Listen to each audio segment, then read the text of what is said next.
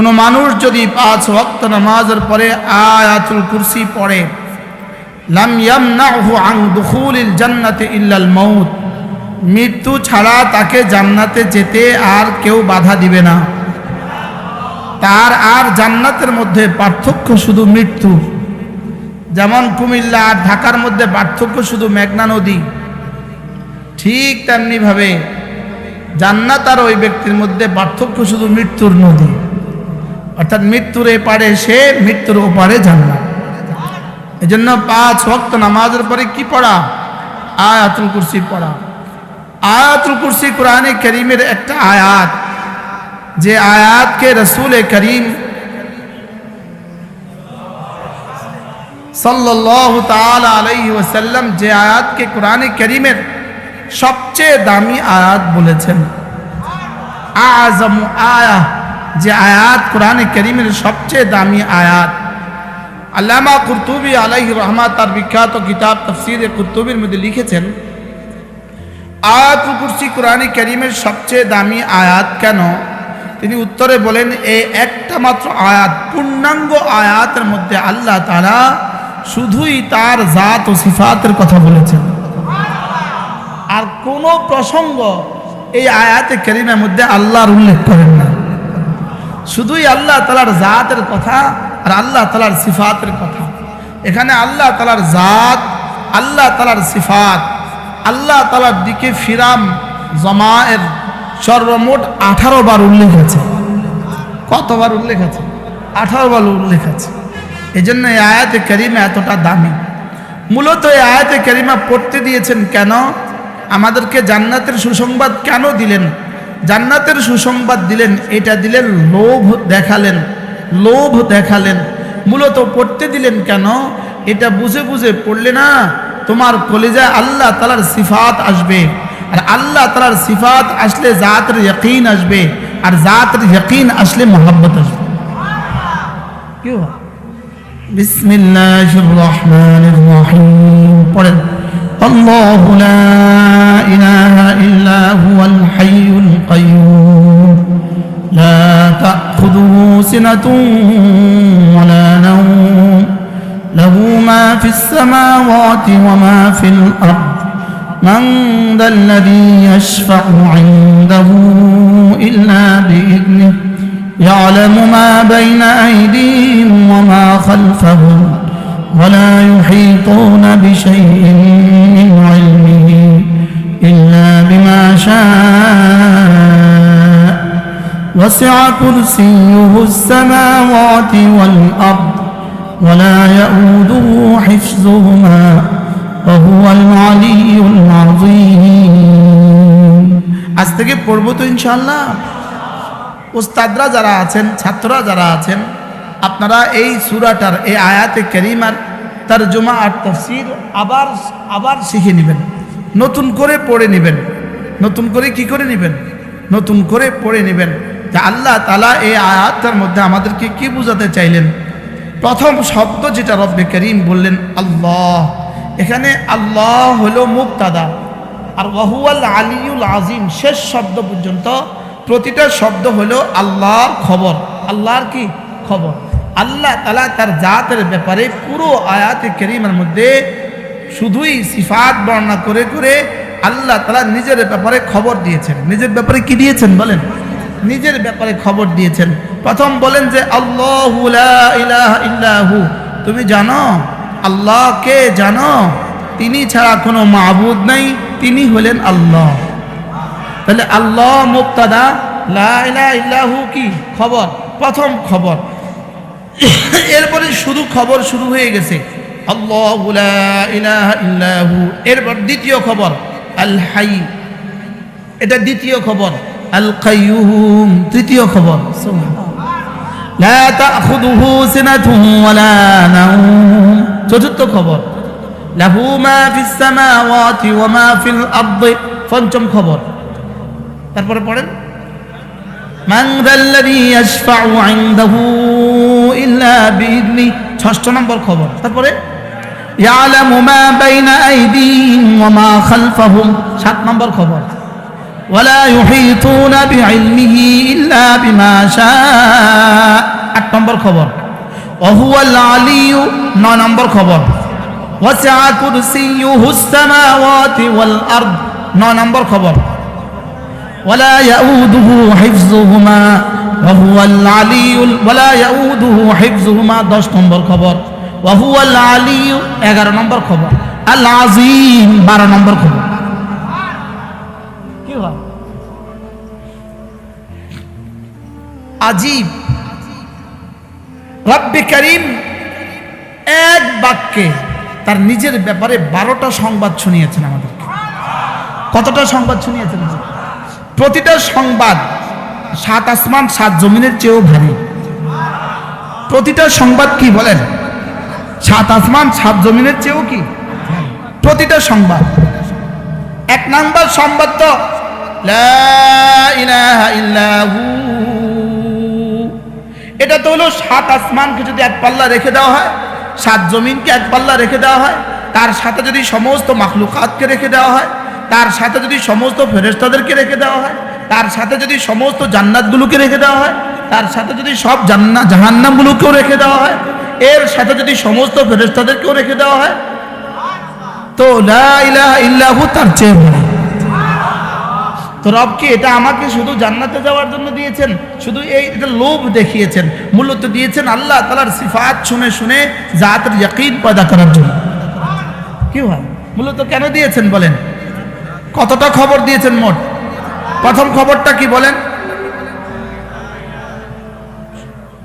উলামা ইকরাম ছাড়া বাকিরাও কথা বলতে হবে। আমরা শুধু বলে যাব, আপনারা শুধু শুনে যাবেন, এটা হবে না। সবক শিখে এখান থেকে উঠতে হবে। প্রথম খবর কি? লা ইলাহা ইল্লাহু ফা'লাম আন্নাহু লা ইলাহা ইল্লাহু ওয়াস্তাগফির লিযামবিক। সুবহানাল্লাহ। লা ইলাহা ইল্লাহু, তিনি ছাড়া কোনো মাবুদ নেই। বলেন তিনি ছাড়া কোনো মাবুদ নেই।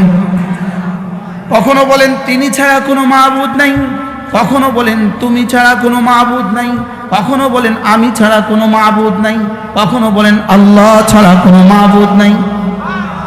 লা ইলাহা ইল্লাহু, তিনি ছাড়া কোনো মাবুদ নাই। লা ইলাহা ইল্লা আনতা, তুমি ছাড়া কোনো মাবুদ নাই। লা ইলাহা ইল্লা আনা, আমি ছাড়া কোনো মাবুদ নাই। যেন রব বলেন তুমি যদি বলো সে, তাহলে তুমি শুধু আমাকেই সে বলবা। তুমি যদি বলো তুমি, আমাকেই বলবা তুমি। তুমি যদি আমি বলো তো আমাকেই বলবা আমি। সুবহানাল্লাহ বলেন। অর্থাৎ তুমি যদি কারোর উপর ভরসা করো, তার উপরে যদি ভরসা করো তো তিনি শুধুই আমি। তোমার উপরে যদি ভরসা করো তো তুমি শুধুই আমি। আর আমার উপরে ভরসা করবা তো আমি শুধুই আমি। কি আজীব শব্দ না? লা ইলাহা ইল্লা আনতা। বসেন আপনারা, বসেন বসেন বসেন বসেন। আপনারা বসতে বসতে দেখবেন বয়ান শেষ। বলেন লা ইলাহা ইল্লা আনতা সুবহানাকা ইন্নী কুনতু মিনাজ জালিমিন। মাঝে মাঝে এটা দিয়েও কালেমা তয়্যিবা পড়া, মাঝে মাঝে এটা দিয়েও কালেমা পড়া। বলেন মাঝে মাঝে এটা দিয়েও কি পড়া? বলেন কালেমা এটা দিয়েও মাঝে মাঝে কি পড়া।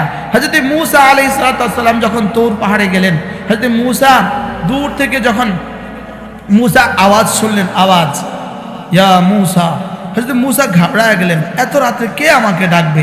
এত রাতে কে ডাকলো? কি ভাই আপনি অন্ধকারে এখান থেকে সাহেব প্রতাপ থেকে বাড়িতে যাচ্ছেন, রাতের অন্ধকারে, রাত 2টো বাজে, কেউ যদি আপনাকে পিছন দিয়ে ডাকে তো আপনি কি করবেন? ভয় লাগবে কিনা বলেন? আর কি বলবেন? কে রে কে রে? হযরত মূসাকে ডাকলেন। আচ্ছা বনু বিয়াবান মরু ময়দান, কেউ নাই পাশে, বিবিকে রেখে আসছে দূরে। এখন বলে ইয়া মূসা, হে মূসা। তো মূসা যেন বললেন মান আনতা, আপনি কে? তো আল্লাহ তাআলা বলেন ইন্নানি আনা রব্বুক, আমি তোমার রব। মূসা তো মূসা, কালিম তো কালিমে, কালিম তো কালিমে, প্রথম দিনেই কালিম। হযরত মূসা আলাইহিস সালাম, আমার সৌভাগ্য হয়েছে হযরত মূসা আলাইহিস সালাম যেই ঘরে শুআয়ব আলাইহিস সালামের যেই ঘরে থাকতেন ওই ঘরে আমার ঢোকার সৌভাগ্য হয়েছে। ওই ঘর হুবহু এমন অবস্থা আছে, যেমন ছিল এমন কি পুরো বিশাল বড় পাহাড়ের নিচে গর্ত করে কামরা বানানো আছে। আর ওই কুয়া, যেই কুয়া থেকে হযরত মূসা আলাইহিস সালাম শুআয়ব আলাইহিস সালামের মেয়েদেরকে পানি তুলে দিয়েছেন, ওই কুয়াতেও আমরা গেছি।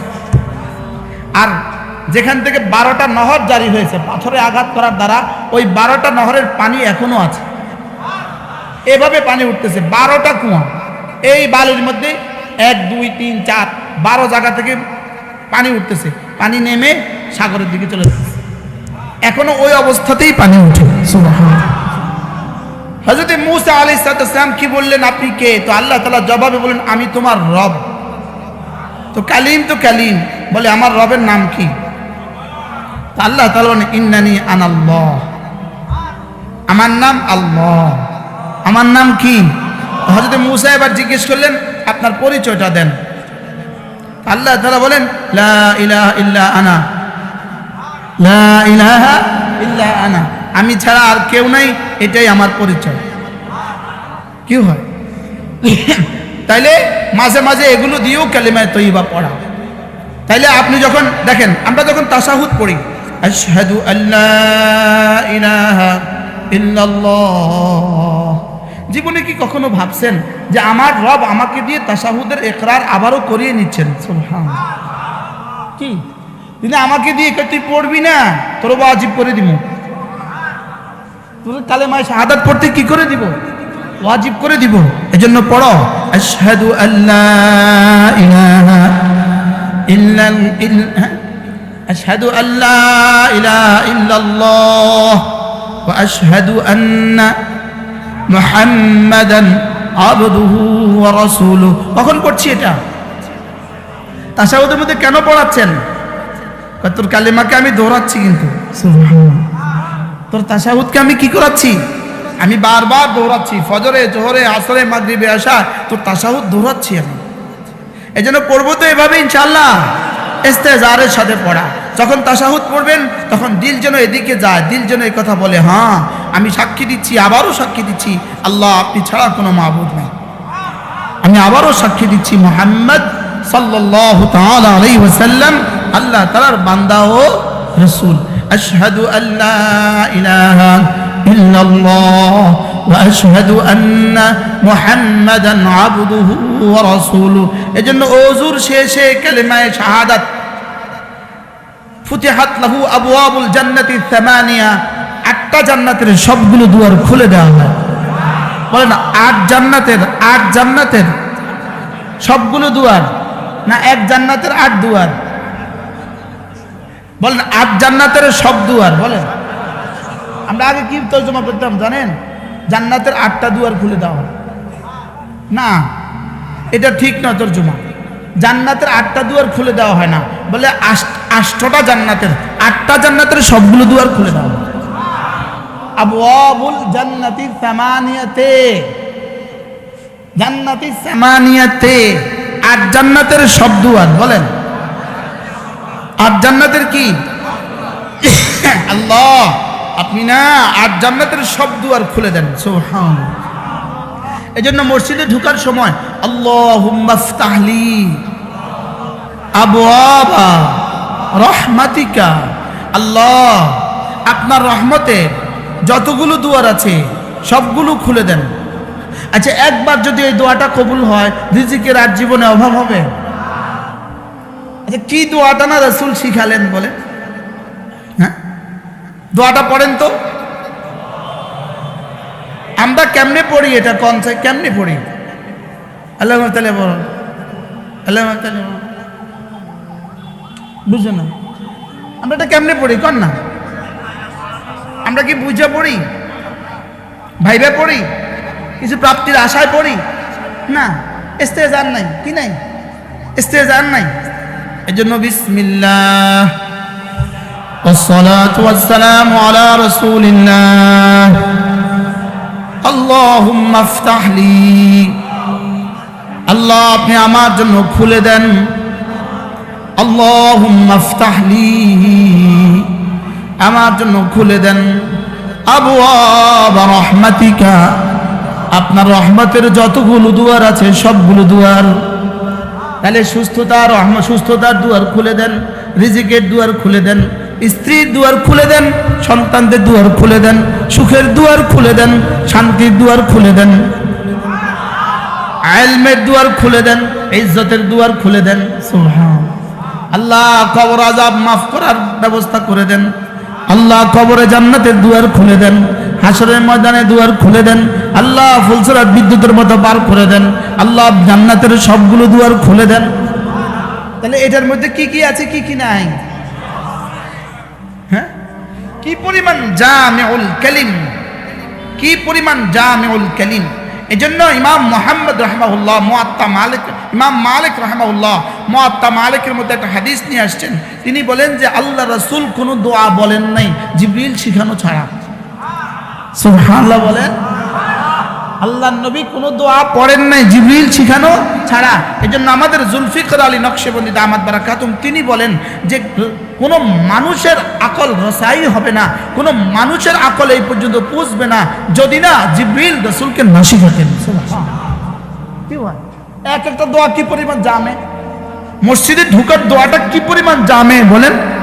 আরে জামে বুঝতেছেন কি পরিমাণ, কি পরিপূর্ণ, কি পরিমাণ, কি আল্লাহুম্মা ইফতাহলি আবওয়াব রাহমাতিক।